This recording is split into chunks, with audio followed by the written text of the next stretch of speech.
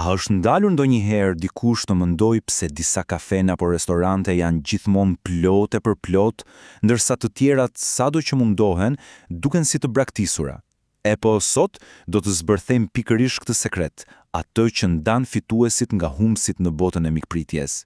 Le ta nisim me një scenar fare të thjeshtë. Imagjinoni dy kafene, tamam, mur më mur. Njëra është një kaos i vërtet, fëmijë që bërtasin, student me laptope, njerëz biznesi që zgjejnë dot qetësi. Tjetra, oazë qetësie, aromë kafeje specialiteti dhe plot me profesionistë që punojnë në heshtje. Tani, pyetja është, cila prej tyre po fiton më shumë? E po, përgjigjja na çon direkt te një nga gabimet më klasike, më themelore në marketing. Sepse ja ku është problemi. Kur mundohesh t'i kënaqësh të gjithë, përfundon pa kënaqur askënd, të paktën jo siç duhet. Por lajmi i mirë është se ka një rrugë tjetër, një rrugë shumë më strategjike, dhe pikërisht këtë do ta zbërthejmë sot, hap pas hapi. Zgjidhja në fakt nuk qëndron te reklamat bombastike apo te ofertat e çmendura, jo, rrënja e vërtet e suksesit është shumë më thellë, në një plan strategjik që njihet si STP. Le të shohim se çfarë fshihet pas këtyre 3 shkronjave. Hapi numër 1, segmentimi. Mendojeni tregun si një picë gjigante. Të përpiqesh ta hash të gjithën vetë është e pamundur. Çfarë bën? E ndan në feta. E pra, çdo fetë përfaqëson një grup të caktuar klientësh, me shijet dhe dëshirat e tyre unike. Pasi kemi fetat e picës para nesh, vjen hapi i dytë, targetimi. Tani është momenti për të zgjedhur cila fetë duket më joshse për biznesin tonë. Cilës prej tyre mund t'i ofrojmë saktësisht atë që kërkon. Këtu bëhet zgjedhja strategjike. Dhe së fundi, pozicionimi. Këtu ndodh e gjithë magjia. Pasi kemi zgjedhur fetën tonë të preferuar, si mbushim mendjen atij grupi që pica jon është absolutisht më e mira për ta. Çfarë na bën ne të veçantë dhe të paharrueshëm në mendjen e tyre? Pra, si i gjejmë këto grupe? Siç e shohim këtu, ka disa mënyra.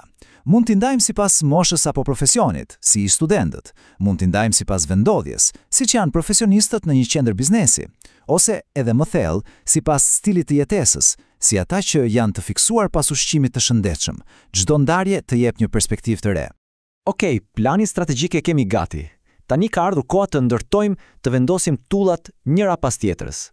Dhe mjetet tona për këtë ndërtim janë 4, të famshmet 4P të marketingut.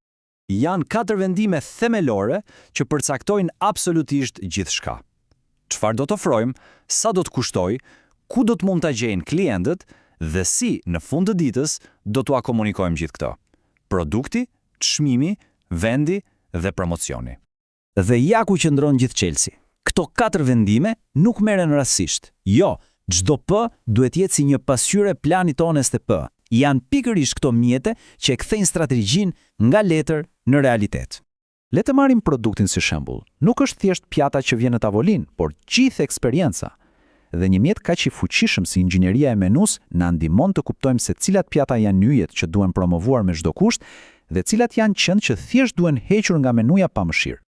Vazhdojmë me çmimin. A është thjesht një numër? Absolutisht jo. Është një mesazh i fuqishëm.